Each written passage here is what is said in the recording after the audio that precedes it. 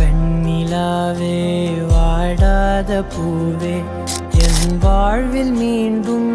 என ஈன்ற தாயே கண்ணோடு இமையாய் சுகமான சுமையாய் இரு கையில் ஏந்தி தாலாட்டுவேனே காற்றோடு தலை கோதி நதியோடு தவழ்ந்து உயிரோடு உயிராக உறவாடும் அழகே பனியோடு விளையாடி மலர் ஊஞ்சலாடி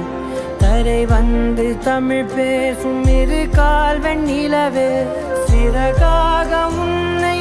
நான் ஏந்தி செல்வேன் சினுங்காமல் உன்னை